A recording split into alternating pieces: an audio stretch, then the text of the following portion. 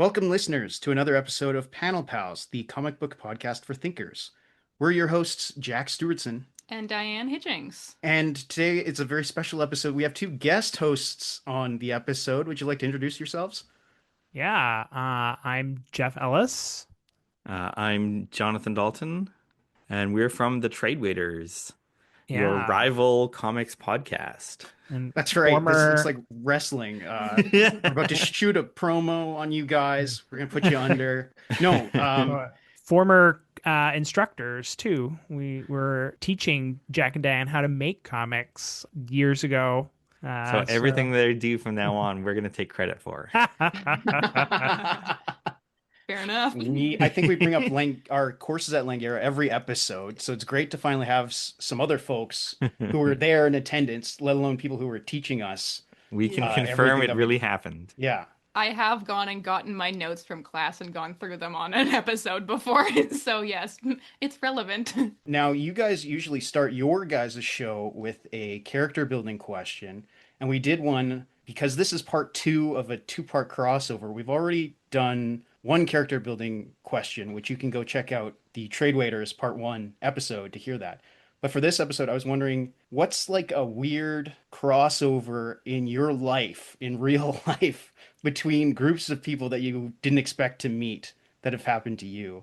Good yeah. question. Real life Okay. crossovers. Yeah, okay. I actually have one. So I found out that my fiance, Charlotte, she's in a book club, and one of the women in her book club is a woman named Denny Loeb, and Denny is the ex-wife of Dave Sim, who's an independent comic book artist who kind of like went a little crazy in recent years. Actually went crazy quite a while ago. That's, I think, when his divorce was the first step in his losing his mind. Forgive me, Jeff, for interrupting, but yeah. didn't she run Renegade Press also? Yes. That's like quite a name drop. Yeah, Holy yeah, crap. she was a big proponent of small press. She actually just got honored at the last TCAF at the Doug Wright Award. She was inducted into the Canadian Cartoonist Hall of Fame. And that was when I actually got to meet her for the first time. And I had an in because I was like, oh, hi, my fiance is in your book club. And Denny, just her face lit up. She's, oh, I love Charlotte. She's great. And so I got to chat with her. But no, it was funny because my fiance came home one day and was like, oh, this lady, Denny in my book club, apparently her husband used to be, or he is a cartoonist, and like he went a little crazy. And I was like, is he named Dave Sim? And she's like, I think that's who it is. And I was like, oh my God, your book club is like Dave Sim's ex-wife? Like, that's nuts. So yeah, that was my wild real life crossover. Awesome. I don't know if I'm going to have a story as interesting as that. I don't know. This is not anything on that level. When I graduated from university the first time, I went to be a teacher in Taiwan for a little bit. And one of the things you have to do if you change jobs in Taiwan is you have to leave the country and come back to get like a visa, because you can't get the visa in the country. So, and the way everybody does this is go to Hong Kong because it's close. So I was like doing my like day trip to Hong Kong to get a work visa to go back to Taiwan. And just like Hong Kong's a very cool city. So I was wandering around looking at stuff. And it's also a very small city. And I happened to run into a classmate of mine from fine arts in university in Victoria, who's just like in the same place that day for like totally unrelated reasons. So like half a world away, just running into someone I know. That's unusual. I don't know if that counts as a crossover, but it was certainly a strange coincidence. Slightly relevant to people here. Both Jack and I have worked in like pools and stuff. And I was chatting with Jack once and I was like, wait, what pool you currently work at? Oh, wait, do you know someone named James? And he just worked with my old boss, who we just worked on the other side of the city. And then Jack and my old boss, James, just like happened to be working at the same pool and knew each other. And so like I texted James and was like, hey, do you know this person? And he's like, yeah. And I was like, sick. Yeah, for months. Yeah. We've been working together. Yeah, and it was like, wow, small world. I guess everybody that works in pools knows each other. So I was like, huh, never would have expected that. Mine is all, I don't know if it's as interesting as that even. It's a little silly. Nobody could accuse me of being a smart kid, but I had never seen both of my grandmothers in the same place until this weird family reunion I had when I was like 3.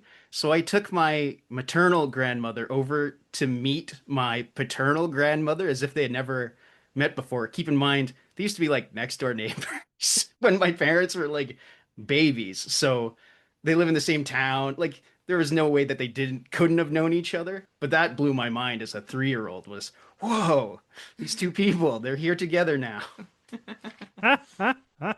That's cute. I like that. That's nice.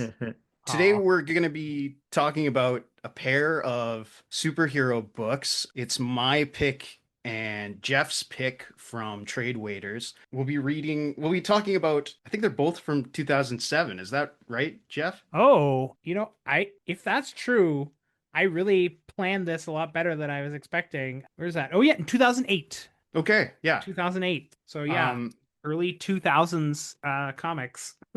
Big two kind of artsy superhero comics. My pick was Batman / The Spirit by Darwyn Cooke and Jeph Loeb. And Jeph, your pick was Omega the Unknown by Jonathan Lethem and is it Farel Dalrymple? Farel Dalrymple. Yeah. Karl Rusnak also did some script assisting, I guess. Typically, I do like a long, way too long of a spiel, but because it's a slightly different format, I'll just give a brief summary and then we'll discuss the book. So Batman debuts in 1939, created by Bob Kane and Bill Finger. The Spirit was a creation of Will Eisner in 1940. It was a weird circumstance where a newspaper syndicate known as the Register and Tribune was looking to break into superheroes. So they contacted a publisher called Quality, who was already buying work from the Will Eisner studio to work on a feature for them. Now, typically, as I would understand it, Quality would own most of the characters because it was like a partnership with this newspaper, Will Eisner maintained the copyright for this character, which became the Spirit, which is like a guy in a trench coat and a mask and a hat who fights crime. But Will Eisner, because of the format of the strip, was able to kind of break out and do a bunch of interesting things and maintain his copyright. So when Quality eventually went out of business and got bought by DC, Will Eisner kept all of his copyright. He was able to keep the character. In 2006, a year after Eisner's death, DC, for whatever reason, began acquiring all these licenses for different publishers, defunct publishers, including like the Archie MLJ characters and the Thunder Agents, Doc Savage. But among them was Eisner's Spirit, which hadn't been in print for a while, I suppose. Darwyn Cooke, who was hot off of New Frontier and Catwoman at DC, he was looking to exit superhero comics because he was sick of dealing with editors and timelines and fans at conventions, I guess. But he got hit up by editor Mark Chiarello to work on a new licensed Spirit book, which was Cooke's dream job. When he was in art school, I guess he did like a full year of just studying Eisner to the point where he recreated every strip and he built like a paper mache mannequin of the Spirit. And that was like his thesis, I guess. So he couldn't turn it down. And he was initially assigned to work on 12 Spirit books. But in order to acclimatize himself to it, he was attached to this Batman Spirit crossover, which brings us to today's episode where I haven't had a chance on this show to talk about my two favorite guys in comics, Batman and Darwyn Cooke. So I figured I would force 3 other people to do that also. What did you guys think about this? Any thoughts? Yo, yeah, this was loads of fun. I also think it's important. We're obliged as 4 Canadians to take a minute to say that Darwyn Cooke is from Toronto. Oh. Yeah, he is a Canadian cartoonist. So unfortunately, no longer with us, which is very sad. Cigarette smoking takes out another great, talented cartoonist.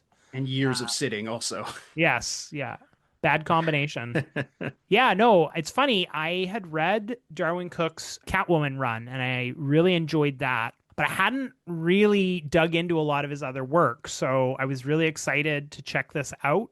And it was well timed. I don't know if this was part of it, Jack, but Matt with 4Ts on YouTube, who does all these comic documentary, just put out a Darwyn Cooke episode. And so I watched that as a bit of a primer before I read this work. And man, Darwyn Cooke is a cartoonist. This is like solid storytelling, solid drawing work, and you can feel the love for Will Eisner in what he's doing here. This was, really fantastic work. Like, I think fun is a good way to describe this. I did have fun reading this. Most of that is about the art. Like, the art is just fun. It's like fun seeing how he draws all these characters, and like the poses are so dynamic. And I'm not super familiar with The Spirit, but I know one of the things that the comic was famous for was the way Will Eisner would put the titles, like work them into the panel three-dimensionally, and like immediately he does that in the introduction to this comic. I'm like, yes, so well done. Thank you for bringing that up, because Eisner would be proud. Because like Will Eisner would put the letters in just anywhere for fun. Like he would make a building look like the title. So I enjoyed this where the Spirit's running across a giant sign that says Pier 6, and it gets blown up, and then as he's falling, the letters just align in such a way that it spells out the Spirit. Like that's oh yeah, Will Eisner would give that a 2 thumbs up, I think. Yeah. I wasn't as excited about the storytelling. Like it's a pretty conventional, like this could be an episode of Batman the Animated Series. So I didn't find a lot that I was interested in there, but I was along for the art and it was worth the trip. I liked it. I really like crossovers. The caveat is I really like crossovers when it's about things that I know and like. And unfortunately, I do not know a lot except for like, the passing information that everybody has about the Batman or the Spirit. So I was like, you know what? This is probably really, really, really fun for someone who really likes Batman and the Spirit. Like they would know who these characters are. But yeah, it's a good comic. Other than that, yeah, good. Yeah. Yeah, I concur on like the storytelling. Like to me, it all rings authentic, which is part of the goal, right? It's the goal of this book is not to tell, it need not be a good story or whatever the saying is. The goal is to acclimatize the reader of DC Comics, the guy who's going to the shop every Wednesday, to like figuring out who the Spirit guy is. But it's also acclimatizing like almost like the publisher of like, okay, we have to do this kind of, it has to be a little bit like the drawing has to be a certain way for this character. Like the pacing of the narrative has to go this kind of way. And I think it succeeds on those fronts. But I do agree in terms of like story, I guess there's a policeman's ball in Hawaii, and Commissioner Gordon, Batman's supporting character, and Commissioner Dolan, the Spirit's supporting character, are both in attendance. And all of the supervillains of both Batman and the Spirit are there to get them at the same time, right? It's not groundbreaking, but it fits. Like it fits both worlds, and I think that's where the success is. I'm going to defend the story a little bit in just saying that as a crossover, I feel like the editors went to Jeph Loeb and they were like, okay, we need Batman and the Spirit. We need their entire cast of villains and supporting characters to all have an adventure together, and we need to like mix it up. So we need to see what would happen if the Spirit met Catwoman, and what if Batman met Pigel, and like, and so I think Jeph Loeb was like, all right, will they all end up in Hawaii at this weird policeman's convention, and that's also a villains convention? And like, yeah, I mean, it's definitely got some rough patches. Like I think there's some things that like some twists that I don't think were earned, but like, I don't know. I think the art, just the beautiful art, I think helped carry it along quite a ways. I don't know a lot about the Spirit. And so, things like when I think there's a big reveal where like Commissioner Gordon's like, Barbara, meet my new girlfriend, Pigel. I'm like, is that should I know who this is? Like Pigel is like she's a widowmaker. She's like notorious for killing all of her husbands.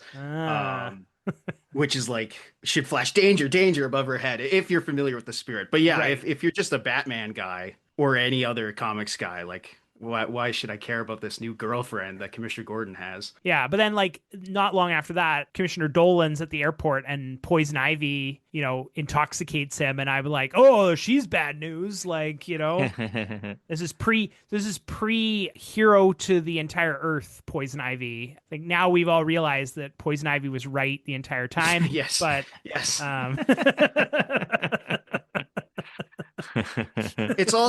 It is sort of a mismatch. That sort of mismatch also works in like the tone, I guess. Like Poison Ivy brain controlling Commissioner Dolan is done sort of cartoony because Commissioner Dolan is a cartoon character. He's got a huge cleft chin and he's got weird hair. So it makes sense that he would have like hard eyes and get brainwashed. But like this kind of noirish Pigalle character sort of fits better with Jim Gordon if you're reading Year One or whatever. This kind of fits in tone with that too. So I think that is to be applauded for sure. I did... Tone wise, I can see how everything kind of fits together. I like the art style too. It's this sort of, and I assume this is what he always does, where it's this sort of like you're not really sure what time period this is set in, and that's intentional because like you've got a character from the 1930s who's somehow still around. And that's got to make sense somehow. And like, I think this is like, I'm going to keep coming back to the animated series because the animated series does that too, where it's this sort of like uncertain time period. And it's a really effective way to do it. Yeah. And it's worth noting that Darwyn Cooke was involved in the Batman animated series. He was friends with Bruce Timm, and originally he was supposed to be the head showrunner for Batman Beyond, but then Bruce Timm decided to go with someone who had more showrunner experience, and that actually hurt their relationship. I say having just riffing off all of the information I gleaned from Matt with 4T's video. Yeah, it does feel, I mean, yeah, Cooke obviously he worked on the animated series and a little bit of Batman Beyond. It sort of feels on the corner of that and like Adam West Batman too, like, which is fun. Robin's got the little Robinisms. He's got the pants, yeah.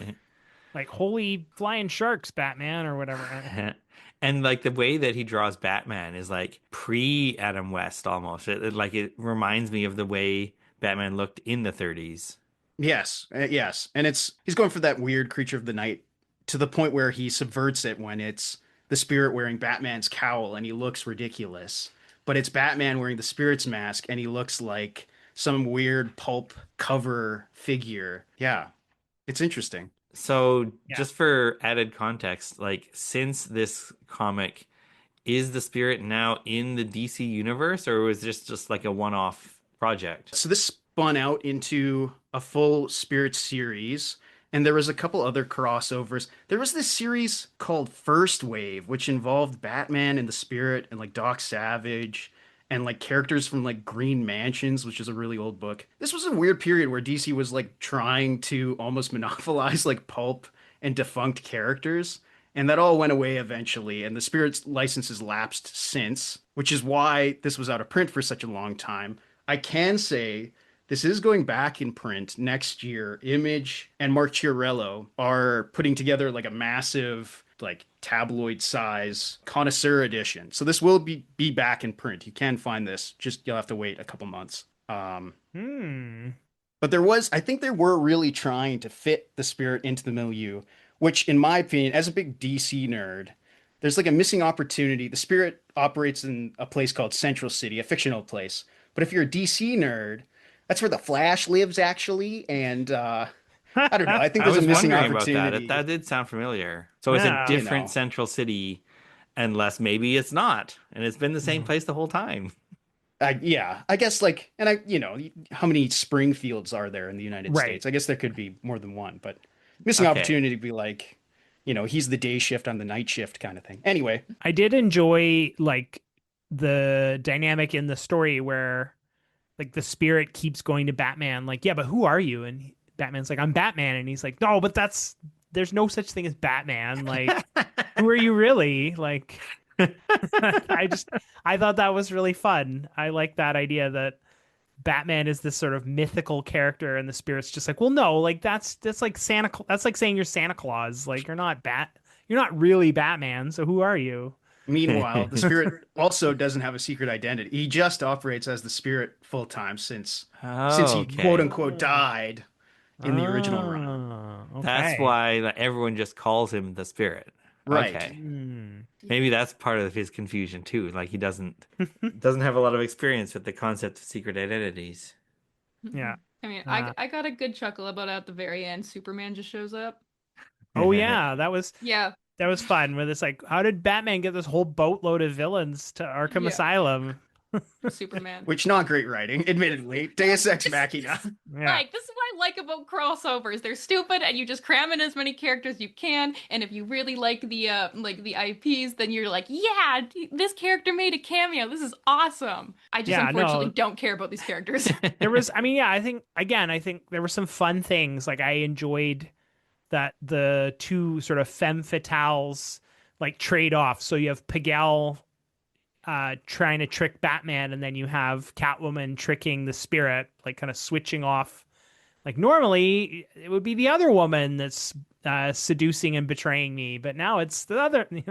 Now we're switching roles. And then I also just like the octopus. I was kind of aware of the octopus, so I kind of enjoyed that you have the octopus pulling the strings in the background, but ultimately his master plan is undermined by the Joker because the Joker's just like, I'm the Joker. I don't want someone There's no else's plan, plans to. yeah. There's no one's plans succeed except for mine. Like, In the actual spirit, do you see who the octopus is? Never. And that's Okay. so my full disclosure, my first introduction to the character of the spirit was the bad 2008 Frank Miller movie, oh no. which I loved at the time, being a precocious 12-year-old, seeing this awesome black and white superhero movie that makes no sense. But no, in the original run, contrary to the movie, you never see his face. He's never revealed. He is just these purple gloves behind a shadow, which makes him, a fun, silly villain also. Yeah. So like this keeps in Keeps in that tone, vein when yes. you don't get to see who he is. Okay. It took me forever to enough. figure out that this is someone we're supposed to recognize because I don't know any of the spirit villains. I mean, just like the way he was positioned, the way he was on stage telling everyone what's going to happen next, I was like, I guess this is the big boss. Like, I mean, the octopus and Dr. No, that's like, and Dr. Claw, like there is this kind of trope of like the villain who you only see their gloved hand. Yeah, I feel like even if you don't know who the spirit is, you kind of get that archetype. Yeah. Or I don't know, someone we're gonna get angry letters from James Bond fans. I don't know if it was Dr. No or Blumfeld or whatever. There was some Blofeld, yeah. some guy you only saw their hand petting a cat for I think 3 or 4 movies before they finally did the reveal. I didn't But, know yeah. there was a bad spirit movie. That's actually new to me. Oh. I'm relatively familiar with some of the other questionable Frank Miller adaptations, but for some reason, or I've never seen or even heard about that one. How did I miss that one? It kind of came out because like Robert Rodriguez did the Sin City movie, and that was really well received. But Frank Miller's Sin City was basically a film noir storyboard set, and so Robert Rodriguez made a film noir with digital technology to kind of match up to the kind of art style of Frank Miller's work. And so then Frank Miller directed part of that, like they co-directed together. And then I think Frank Miller was like, well, I'll use this digital stuff. We'll do the spirit and I'll have a red tie and like, it'll be just like Sin City. But you're like, yeah, I don't really want my spirit to look like Sin City. Like that's not actually. As I recall, Miller and Eisner were pals. They would have meetings regularly, and they have their own book about their own conversations that they used to have. Anyway, Eisner saw Sin City and he was like enamored by it. And he said something to the effect of, oh, that's how they should make a spirit movie, which I think he meant like, oh, it should be like word for word, like the comic book. Like you should frame it like the comic book, the way Sin City frames its shots to replicate the comic book, not, oh, I'll just make Sin City again. That's interesting. Yeah, like use CG to make the building spell out the word spirit and then have like the actor running across that building. That could look really good, but that's not what we got. Yeah. Honestly, I didn't even watch. I saw the trailer and was like, well, I don't need to watch that. But yeah, though this was a lot of fun. I want to read more Darwyn Cooke now after reading this book. Yeah, that's a good takeaway. That would be my takeaway too. Is I would read more. I would read more comics by him. I would read more superhero comics by him. I like Well, this tone. DC doesn't always do stuff in this tone, but I like this tone. I gather The New Frontier is a must read if you like Darwyn Cooke's work, which is all classic DC characters rendered much like this. And then he did a detective noir adaptation called Parker, which is like looks really interesting. I don't know. I have this whole like to buy list now of like Darwyn Cooke books after watching this YouTube video. But this stuff's really good. This is like really solid cartooning. Yeah, this was a lot of fun. And I think, we're gushing over Darwyn Cooke, but I will say like, Jeph Loeb. I think Jeph Loeb understood the assignment. Yes, Jeph Loeb was like, I'm here to write some clever quips to fit around the corners of this beautiful artwork. Yeah, Jeff Loeb, we've previously talked about him on our Superman episode. We did an episode of his Superman run, and I don't know, I think Loeb is kind of hit or miss based on the project and based how invested he is, but he does an okay Batman. I've read his Long Halloween and his Dark Victory, and he understands that world and those characters, and he can he slants into the spirit very nicely. And I don't know how much of that is Cooke or Loeb or Chiarello, but it all works. Yeah, speaking of Frank Miller adapting the spirit, I think it's important to know your assignment and to follow it. Yeah. Yeah, no, this was a lot of fun. And also what was this, like a 40-page comic? Yeah. So I think this was it showed up, it was a lot of fun, and it didn't overstay its welcome. It was like nice tight little adventure comic.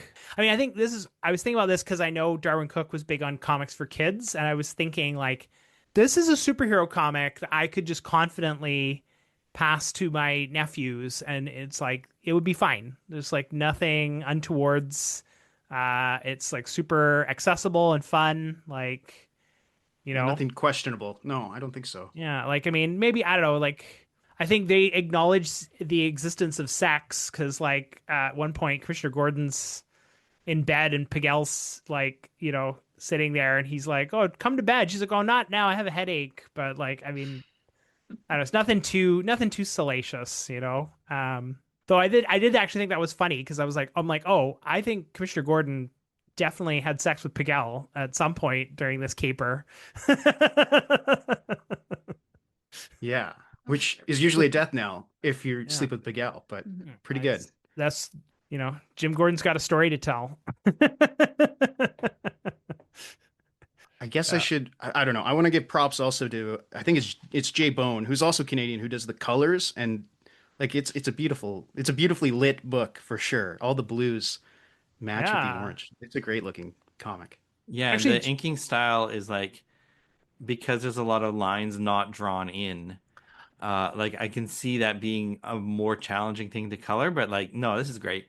This is perfect. I was actually going to comment on that there was multiple times where I noticed that things didn't have all the edges drawn in, when someone's holding an invite card, they don't draw the line. The line isn't inked on two edges, and then they let the colorist kind of just block in the color to define the edges of things. So I think that speaks to a really strong collaboration where the penciler, the inker, and the colorist are all kind of working on the same page. And because I think doing minimalism like that can look really good in a comic, but if you've got 3 different people and one person doesn't understand what's going on or what's expected, that could go really bad. So I think everyone stepped up, right? The inker, the colorist, both complemented Darwyn Cooke's work really well.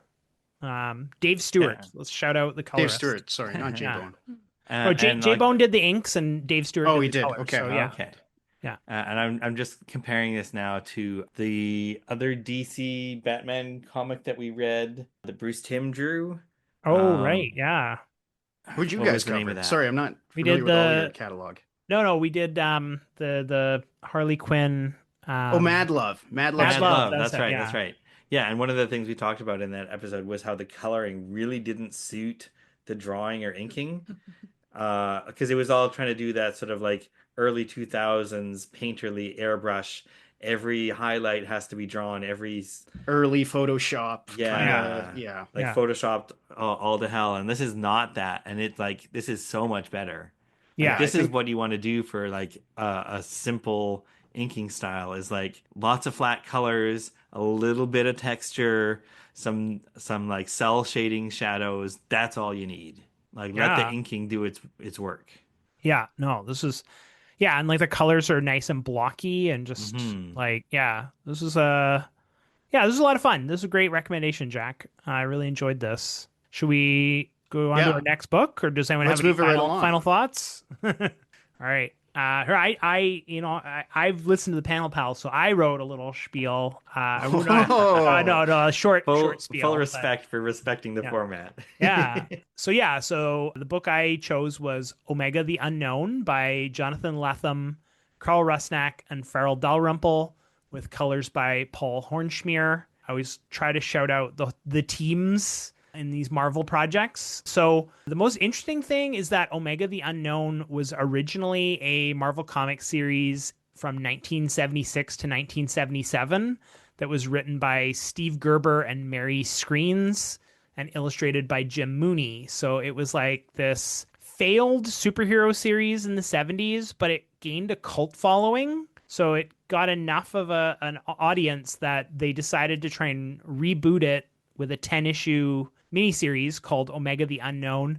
And this was like, actually, it was 2007 to 2008. So it actually is. It started in 2007, finished in 2008. And this was at a time when Marvel was like restructuring. They were just recovering from bankruptcy.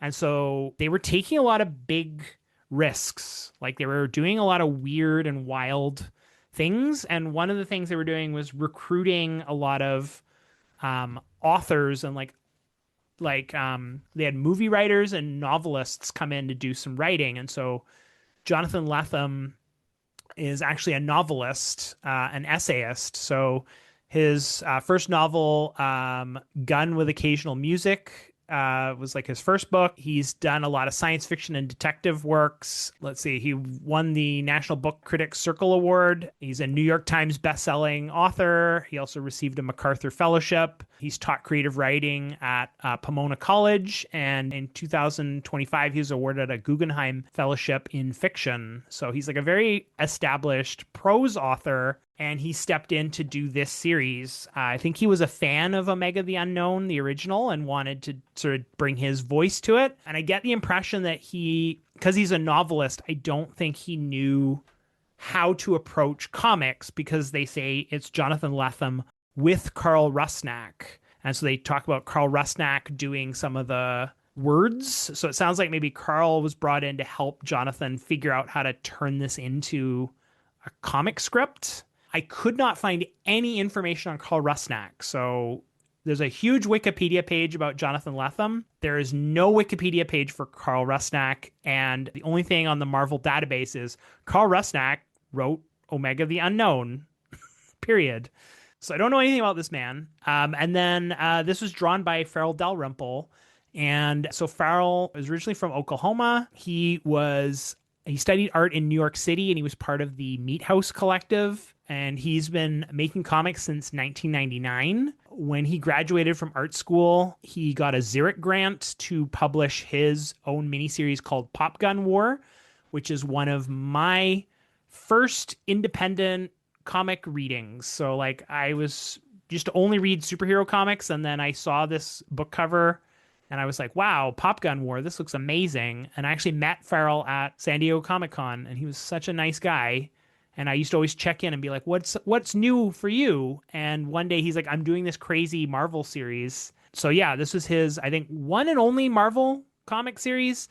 He's gone on to get published by First Second. I think his most notable is a series called The Wrenchies. And he also worked with Image to reprint more issues of Pop Gun War. So yeah, he's a really talented illustrator.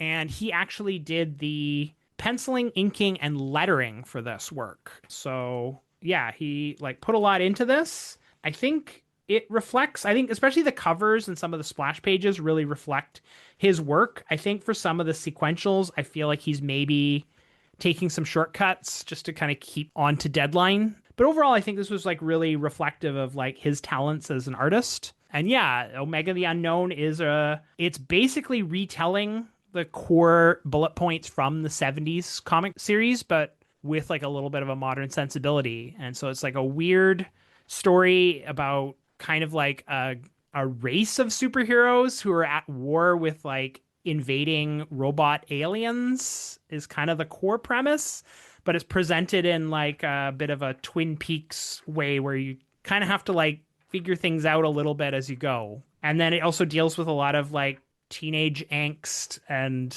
I don't know. And then there's like a weird character called the Mink who's like a corporate superhero. Which interestingly, in the original series was Electro. And then they were like, we don't want this lame Spider-Man villain. So they made a whole new character. But yeah, I don't know. I saw this on my bookshelf because I sort of had to do a last minute substitution. And I was like, I want to talk about Omega the Unknown. I thought something superhero, but weird. So yeah, I'm curious your thoughts on this series. I love this book. This is great. This is everything I want from a superhero story. It's self-contained. It has an ending. It is really weird. So that's a lot of opportunity for like world building and like keeping things secret until later and like revealing things as you go. The art is great. I wish this had become a template that more superhero comics would have followed. I forgot. Like I think it says at the start that this was based on a pre-existing comic. I basically immediately forgot that and then was only reminded again at the end with the notes at the end. And I don't think it changes the experience either way. I think it's a fun, weird comic that feels like it could be something based on history, or like a historical comic, but like it doesn't matter either way. And yeah, just an opportunity to do a lot of things and then wrap it up at the end.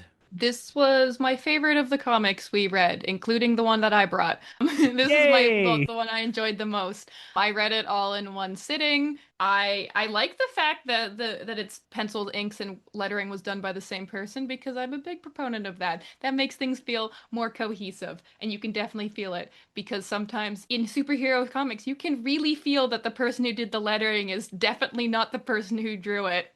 And I complain about that all the time. I will say yeah, it's weird in the kind of way that I like things to be weird, so I enjoyed that. I did not care that a lot of stuff didn't make sense or that I had no idea what was happening most of the time. I did not know it was based off of a thing that existed already. I only found it out after I did a research at the end, and I was like, oh, okay, sure. Then I was like, oh crap, did I read the right one?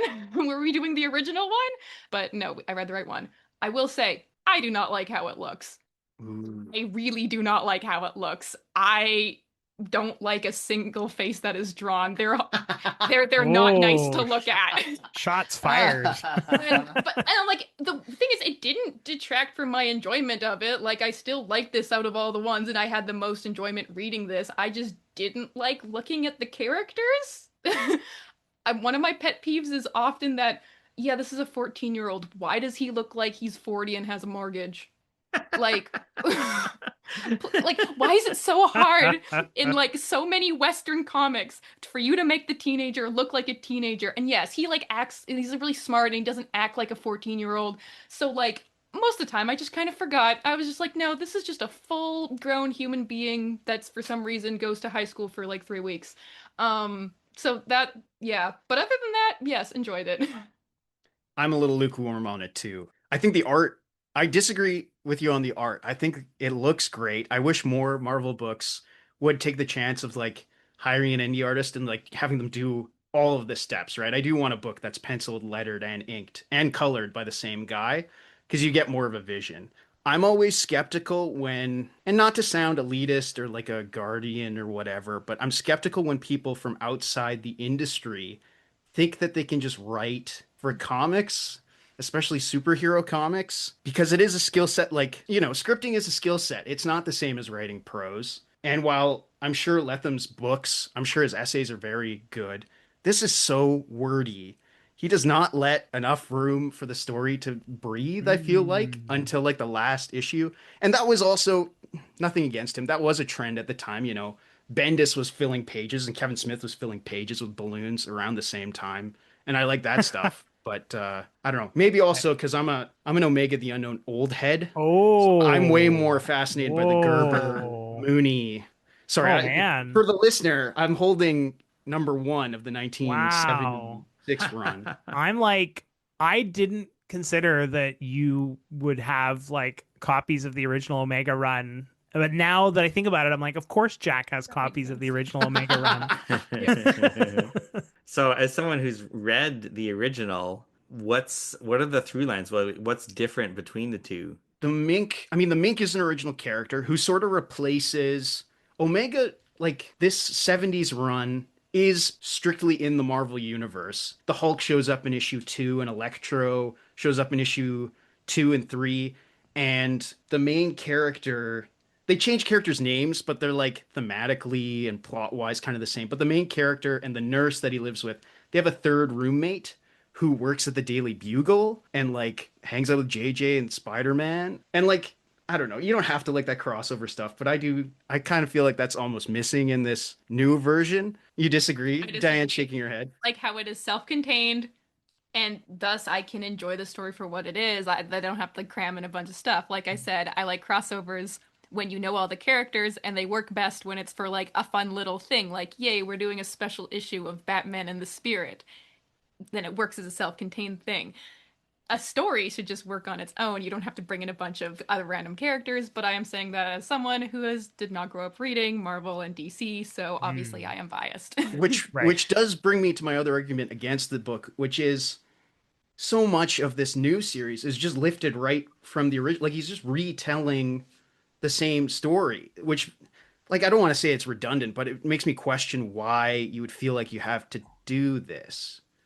Right. Interesting. Yeah, I mean, I know looking in the back, it's like in the original story, like there's a car accident and his mother's severed head is like a robot that tells him his origin story and then melts, and it's like, oh, just like in this book. And like, yeah, there definitely seemed like there was a lot of like, yeah, lifting elements from the original series into this. We're looking at it side by side, and literally there's a Oh. panel that's just recreated.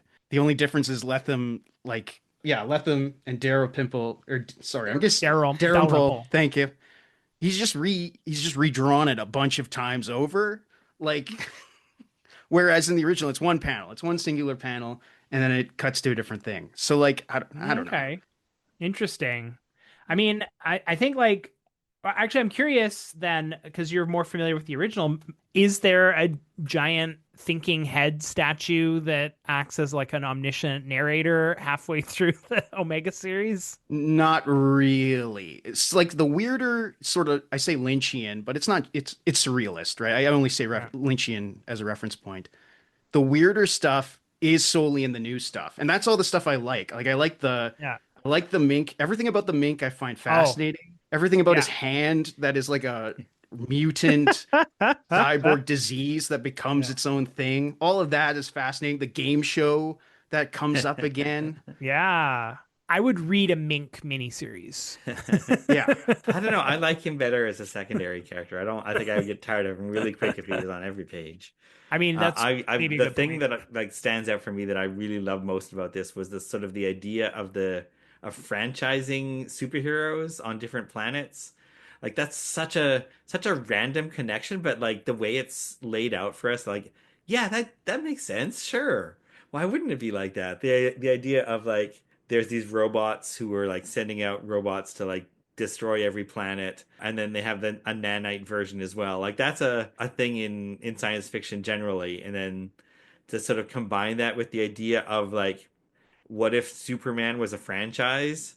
Like what if Krypton was sending out like every planet has to have a guy in blue to defend the planet because we know what those robots are up to. We have to sort of counteract that, and the only way we know how to do that is we're going to have someone who's raised on the planet and knows how to work with the people there.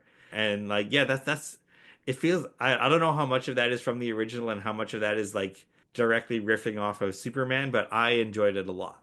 Yeah, that was fun. I also like that you learn a lot of this. A lot of this gets explained in a really weird mini comic that Omega draws when he's in prison. And like, I like That's my that favorite part. Yeah. Farel goes out of his way to draw in a like outsider art. Like he doesn't draw in his normal way, makes it this weird outsider art zine that's like explaining the origin story of Omega, which I thought that was a lot of fun. And I also The just paper like, looks like it's on different, like it's a different texture to the page yeah, too. yeah, like that was really well done. And then I just like the concept of the nanites and how like they're in these objects that then like fuse to your body. So there's like the guy who gets the gold chain and it's got his name on it, and then it's slowly like getting absorbed into his chest. And then there's the professor who gets a textbook sent to him and he reads it and he falls asleep with the book on his chest, and then the book just gets stuck to his chest. And so he just like puts his sweater over the book and he goes to school teaching with this fucking hardcover book glued to his chest. And like, Well, you know how difficult it is to like call a substitute. right. Like, you gotta like write down everything they have to do. It's like so much extra work. You're just gonna go in with a book attached to you. Yeah. Like, and then like the mink gets like the action figure sample that then gets stuck to his hand, but then he has to get his hand amputated, which I love that just like he gets his hand amputated. So then he's got a hook hand, and it's just like, no, well, that's it. And like, there's no time to grieve the loss of my hand. I just got to move forward now. I've got a hook hand now, which I think that's the I one. don't care. I'm a superhero. I'm dating this hot nurse. Whatever. I mean, I think that was one thing reading this where I kind of noted going back to Lethem's writing, because like I mean, I'm biased. I really like Farel's work. I know me and Diane are gonna have a fight about this later, but no, I'm just kidding. But no, but I just thought that there was moments in the story where things felt very abrupt. Like it was like suddenly the mink has this action figure fused to his hand, and it's like, oh, I have to get my hand amputated. But you're like, I don't remember seeing the action figure getting delivered, and like, I don't know, just like I felt like there was some connective tissue missing. Like there was a few times where like the story just kind of jumped, and it was just like, wait, how did this happen? It was like, oh, we didn't have time. We just had to go on, and it sort of felt like maybe 1 or 2 pages was like missing to help transition from like one incident into the next incident. I don't know. I just felt like some of the writing was a little choppy. I like that though. I feel it helps it feel more surreal. Like you spend the whole time trying to figure out what's going on. Right. And also like Yeah. it feels like it's kind of referential to old superhero comics where like I know the time period that this version was drawn in was also a very wordy time period, but so was the 1960s.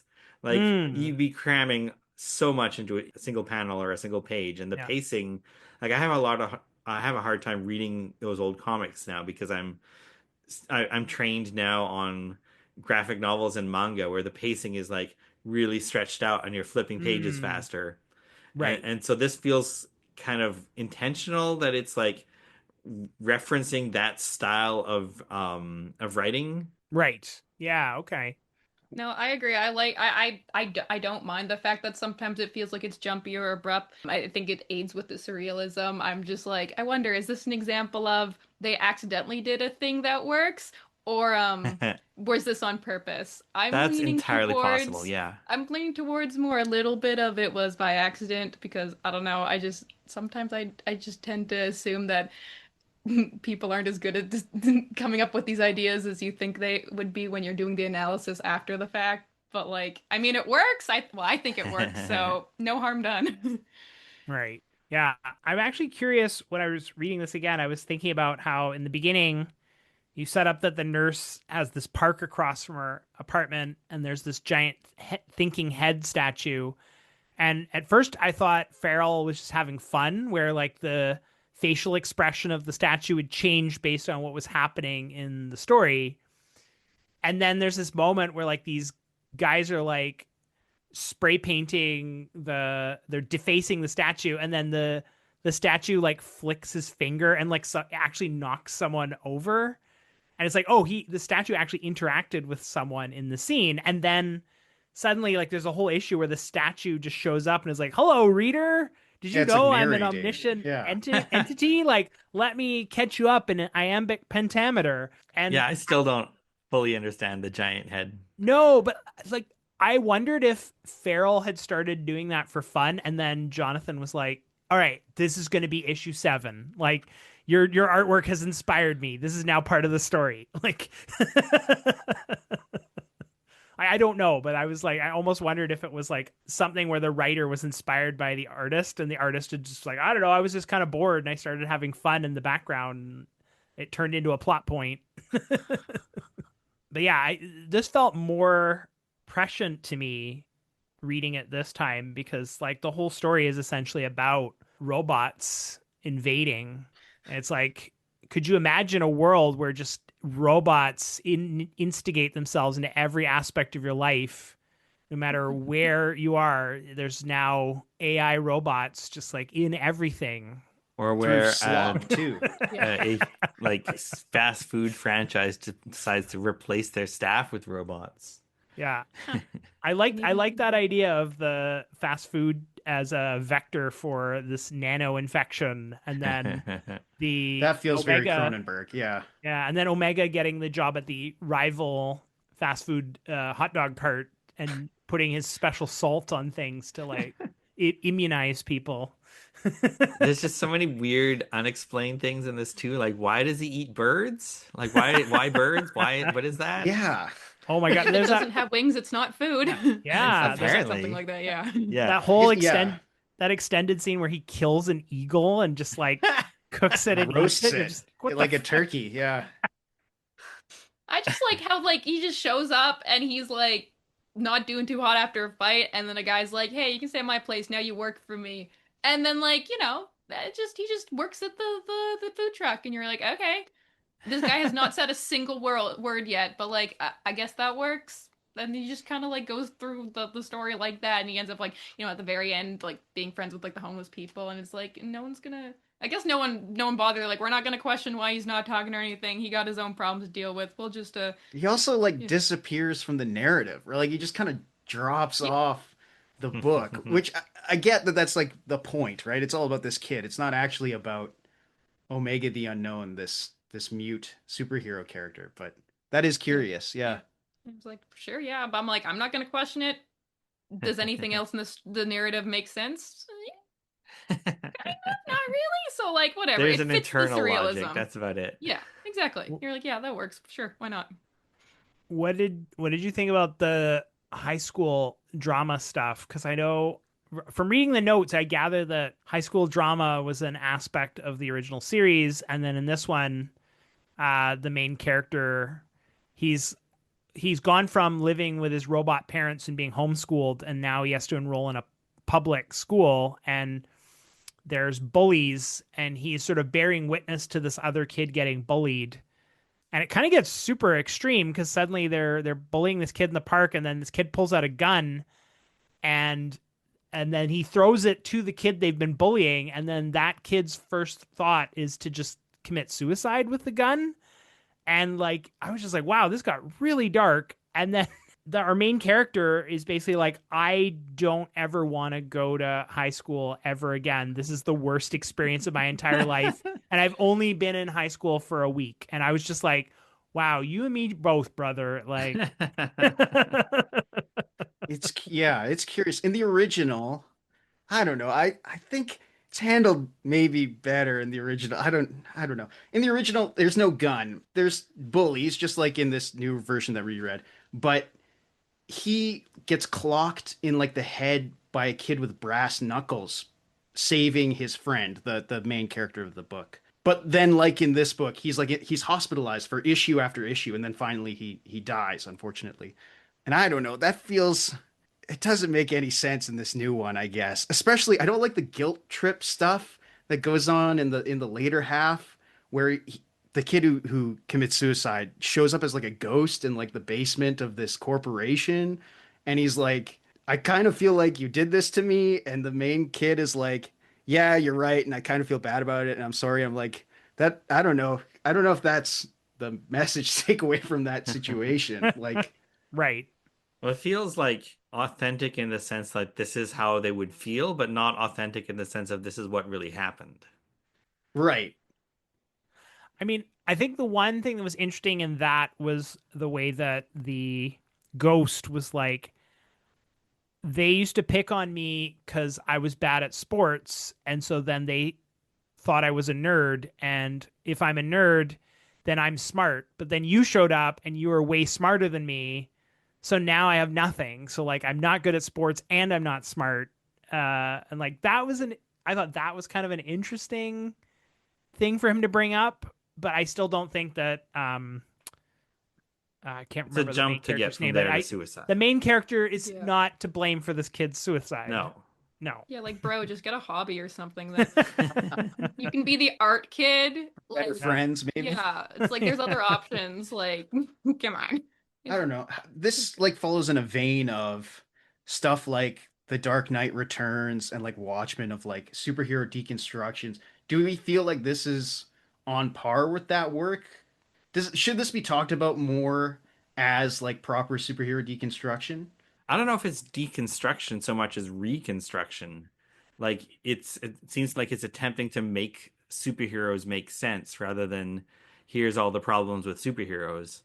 Where like Watchmen is like, I mean, it's very well done, but it's also like anti-superhero in a sense. Whereas this is more like, well, you gotta have a blue guy to stop the robots. Yeah, Like how that's all else- he needs to do. He doesn't how need else to are do you anything gonna- else. How else are you going to But stop the without robots? that, how do you stop the robots?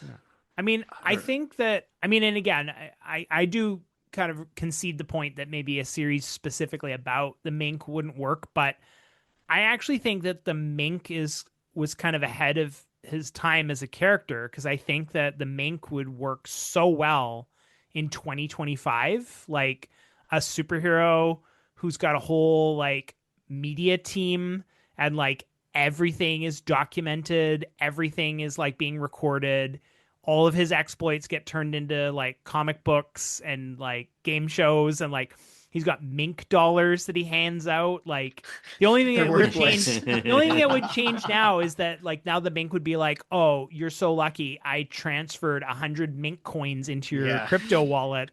I thought that too. Okay, now I kind of would like to see like them redo this again. They're like, it's enough time has passed. Like, it would be different enough in the like the zeitgeist right now compared to like 2007 to see what it would be like. Specifically for those reasons. Yes, I want to see what the Mink in 2025 is and how more insufferable he is. 'Cause he's kind of insufferable. I He mean, sucks. he's very incel too, in that like Oh yeah. when his girlfriend breaks up with him, he's like, well, I guess I'm just gonna go commit suicide. Gonna go sacrifice myself fighting the villain because I have nothing to live for now. It's all your fault because you all love me. I mean, it is crazy to break up with someone on a helicopter where you're stuck together for, regardless of the safety factor, the fact that you're stuck together for hours at a time. That is, I don't know, maybe not a great decision. No, that's And true. the You should idea wait- that he's upset when he's clearly only dating her to get to the kid. Yeah, exactly. Yeah. It's like, bro, you started this. You started this under false pretenses, and she actually liked you for at least a little bit. Like, And then she broke up with you because of the false pretenses. mhm. Yeah. His ego can't take even that reasonable rejection. Yeah. Classic male victim. Hilarious. All right. Well, yeah, I don't know. Any other thoughts or things to say about Omega the Unknown? My thought is that I want this in print, and when I was looking up how to get a copy, like I could not find one either as an ebook or as a in print. So Wow. Well, I don't know. I want this I'm- on my bookshelf. I'm like, I got my cherished hardcover that I picked up when it first came out, so I didn't realize what I take for granted that I'm like, oh, if it's from Marvel, it must still be circulating somewhere. But We've been doing this for long enough now that a lot of our early episodes are books that are now out of print. wow, So Yeah. it happens. well, if you like Farel Dalrymple's art, I would say his current work looks a lot more like the covers. So all the the cover chapters, he does a lot more detail. I think he was holding back on detail for this Marvel work because he probably had deadlines that didn't allow him to get as detailed. But his work in Pop Gun War is like some top notch. If you're into his stuff, I would say check out Pop Gun War. I think it's as surreal, but it's him penciling, inking, lettering, and writing. It's like a lot of fun. I like Farel's work.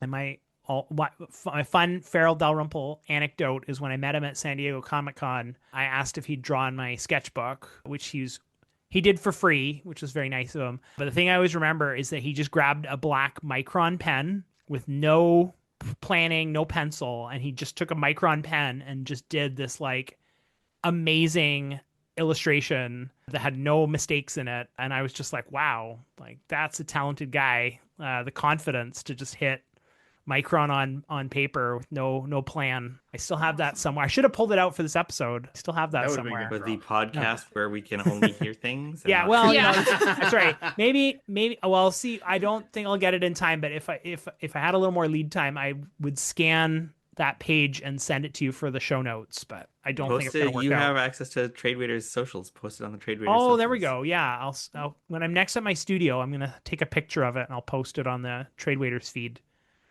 Yeah. Should we do like we did on the TradeWaiters episode and say if we recommend these comics or not? Oh yeah. Sure. Yeah. If you can get your hands on it, I recommend it. Omega the Unknown. I also recommend Batman versus the Spirit. I enjoyed Omega the Unknown a lot more than Batman versus the Spirit, but I think that's a function of not being super familiar with the Spirit, so take that under advisement. I would recommend Omega the Unknown because it's like cool and weird. And it's honestly, I will say the coloring is not bad. There's a running joke that I hate colored comics, but the coloring on this one was pretty good. It was just the people's faces that was like, yeah. But yes, I would recommend this one. I would recommend the Batman Spirit. If you like Batman and the Spirit, you will enjoy that. If you do not care about these characters, you will be like, I guess someone likes this. But yeah, if you like the characters, read that one. Yeah, I'll recommend both of these books, even if I was kind of lukewarm on Omega the Unknown. If you're able to put a run together through dollar bins, you should do that with this and then also read the old one, because it's kind of an interesting kind of director's commentary or alternative cut almost. I'm kind of curious to read the classic Omega. I might go search my dollar bins. It does end abruptly.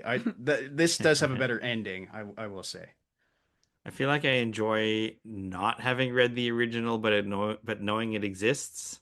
Often, for like, if there's a book where I've read the book and there's also a movie and I've watched the movie, then I find I get caught in like just comparing the two, and sometimes one is better than the other, and sometimes it's just like, well, if you just only seen one of those, maybe you would have had a better time. So I'm going to stick with like I've only read one version and I'm having a good time with it. I'm just going to stick with that, if that makes sense.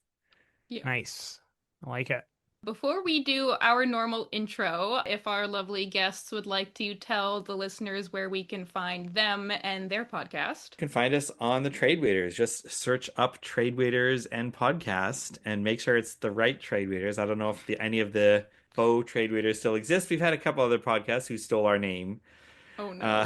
Yeah, We got that. We're We the got good that ones. too. We're the ones who have There's 100 people who- episodes. Yeah, they started after us and we emailed them and we're like, hey, we already have been doing this. And they were like, that's too bad. We're going to keep recording. They stopped doing it though, so Yeah, they're they not got around bored. anymore. It's just us. Yeah. And yeah, you can listen to part 1 of this epic crossover, and then any of the other episodes that seem interesting. Excellent. Yes, and thank you both for coming onto our show and doing this crossover. Very fun. Got a different set of comics than what we would usually talk about. Enjoyed that a lot. For sure, yeah. Yeah, this was a lot of fun. Thanks for listening. You can find me, Diane, on Instagram at @1littlegremlin. That's @1_little_gremlin. You can find me, Jack Stewartson, on Blue Sky and Pink Sky. That's at Phantom Power Press, spelt with an F. You can find me on basically only on Blue Sky, and I'm one of those people that like got their web URL connected to their Blue Sky, so I'm at jeffreyellis.ca on Blue Sky. And Pink Sky, which I discovered through you, Jack. So, but yeah, that's probably the best place to find me. You can find me on Blue Sky at Lost City, all one word, or you can read my comics at phobos-comic.com, as Phobos is spelled like the moon. If you'd like to follow the show, you can do so on Blue Sky and Pink Sky at panelpals.blsky.social. All of our links are in the show notes. If you like the show, please rate and review on your podcast provider of choice. Panel Pals is a Jack Stewardson, Diane Hitchings co-production with editing by Jack Stewardson. Our musical theme is found by Stemchamps.